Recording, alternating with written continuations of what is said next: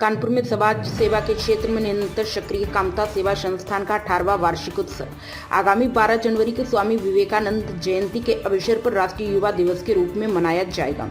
यह कार्यक्रम civil lines स्थित मर्चेंट चैम्बर हॉल में आयोजित किया जाएगा। यह जानकारी संस्थान के वरिष्ठ पदाधिकारियों ने रामकृष्ण नगर स्थित संस्थान के कैंप कार्यालय पर आयोजित प्रेस वार्ता में दी है।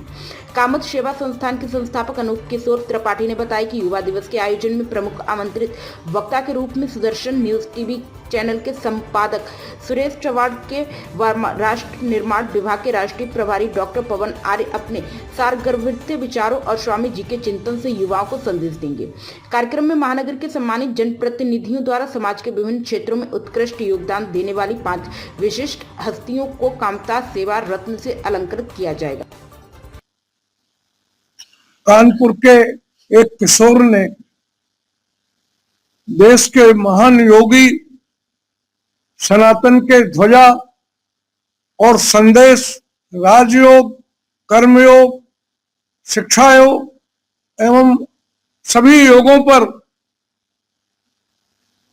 महान योगी विवेकानंद के ध्वज को आगे बढ़ाने के लिए, उनके संदेश को बढ़ाने के लिए कामता सेवा संस्थान के माध्यम से श्री अनूप कुमार तिवारी ने ये प्रेरणा लेकर के आगे बढ़ने का संकल्प किया और 19वीं बार मर्चेंट चैम्बर में हम युवा दिवस के रूप में स्वामी विवेकानंद का जन्मदिन 12 जनवरी मनाने जा रहे हैं।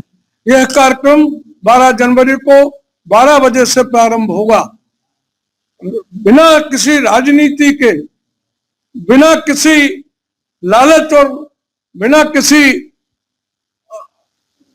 किसी स्वार्थ के इस महान योगी के देश को दिए गए संदेश को कानपुर और क्षेत्र के लोगों को जन जन पहुंचाने के लिए ये संकल्प लेकर बढ़े कामता सेवा संस्थान के सभी पदाधिकारी कृत संकल्प से आज इसे मना रहे हैं।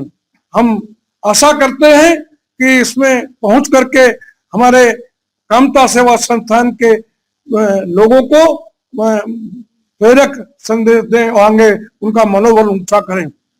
स्वामी विवेकानंद ने इस राष्ट्र के ध्वजा को बहुत कष्ट और बहुत तकलीफ सहकर भी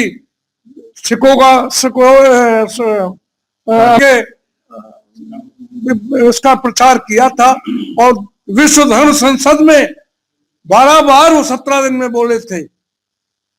उनको बिना किसी परमिट और प्रतिनिधि के रूप में वो स्वयं गए थे और लौट वहां उन्होंने धर्म ध्वजा को पूरे विश्व में फहराया। इंग्लैंड में, जर्मनी में, फ्रांस में और तमाम विश्व के 17 देशों में उन्होंने इस धर्म ध्वजा को कई बार जाकर के भारत की धर्म ध्वजा को, भारत की संस्कृति के, भारत के राष्ट्रवाद को, हिंदू धर्म के महत्व को फैलाने का काम किया। वही संदेश जन जन को देने के लिए हमारे कामता सेवा संस्थान के सारे पदाधिकारीगण आह्वान करते हैं कि आप 12 जनवरी को 12 बजे मर्चेंट चैम्बर सिविल लाइंस में पधार करके हमारा मनोबल बढ़ाएं। इसमें मुख्य वक्ता के रूप में श्री अवध बिहारी मिश्र सुदर्शन न्यूज के प्रमुख श्री सुरेश चौहान और उनके साथ ही अन्य लोग पधारेंगे। मेरा पत्रकारों से भी अनुरोध है कि उसमें आकर के हमारे विवेकानंद के संदेश को इस देश में आगे बढ़ाने का कार्यक्रम करें और सनातन धर्म की ध्वजा को आगे बढ़ाएं। यही मेरा अनुरोध है।